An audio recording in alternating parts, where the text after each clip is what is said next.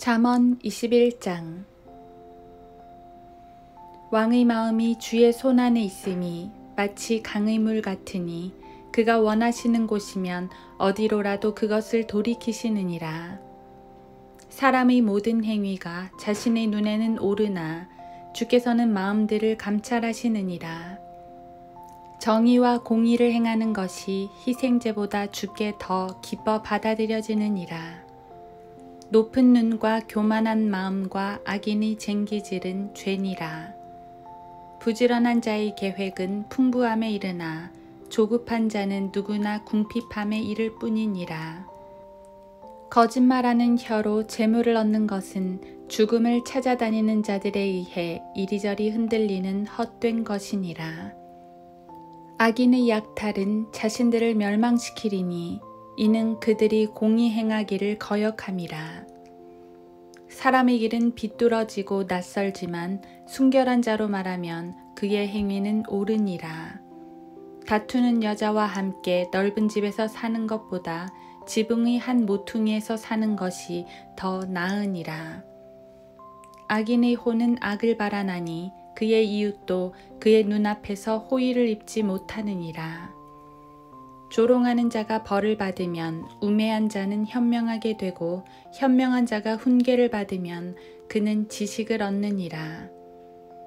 의로운 사람은 악인들의 집을 현명하게 숙고하나 하나님께서는 그들의 악함을 인하여 악인들을 넘어뜨리시느니라.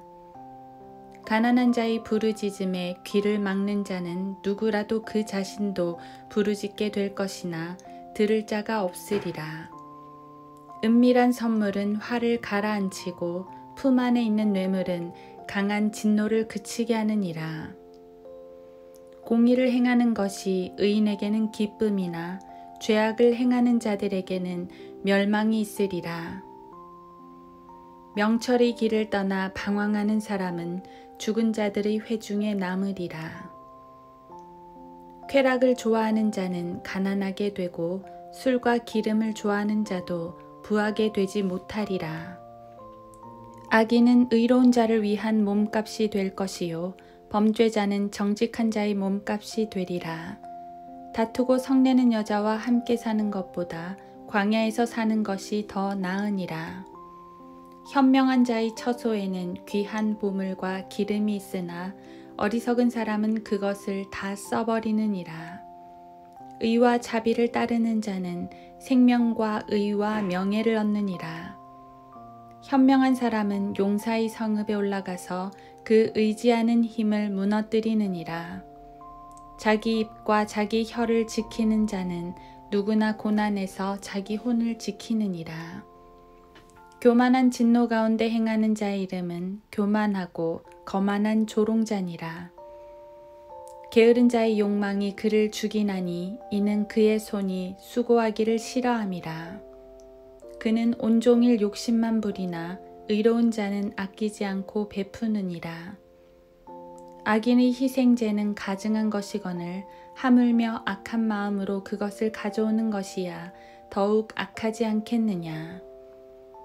거짓 증인은 패망할 것이나 듣는 사람은 끊임없이 말하느니라.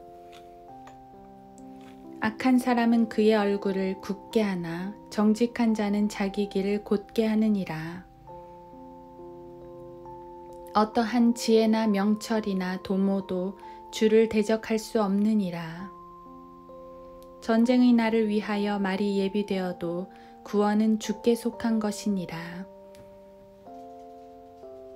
하루 한 장 잠언 묵상. 잠언 21장. 전쟁의 날을 위하여 말이 예비되어도 구원은 주께 속한 것이니라. 잠언 21장 31절.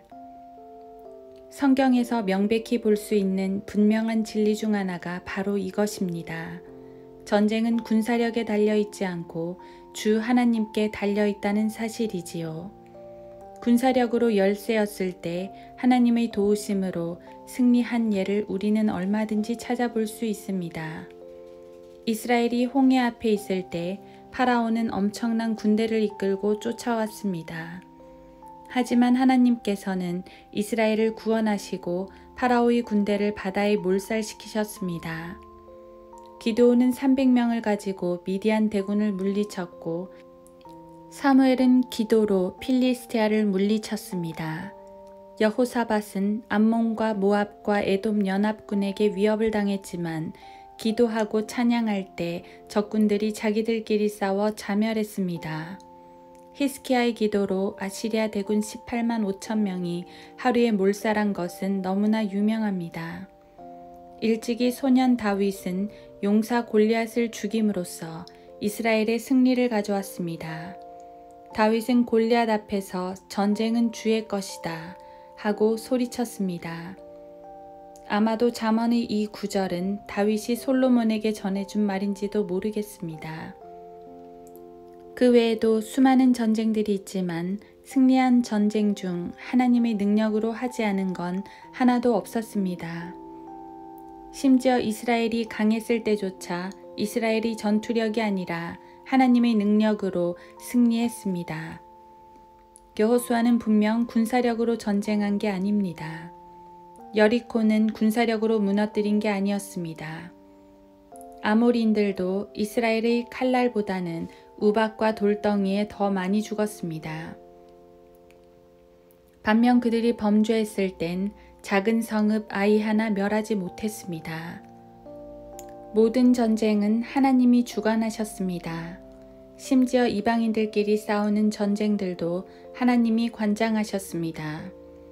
아시리아와 바빌론과 페르시아의 패권은 하나님이 정하신 바대로 움직였습니다.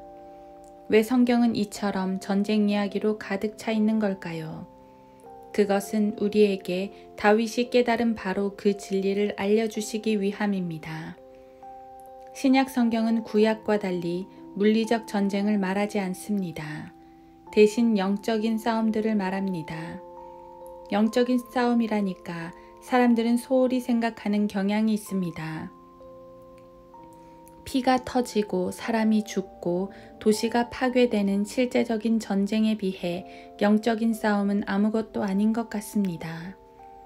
그러나 우리가 싸우는 궁극적인 대상은 마귀입니다.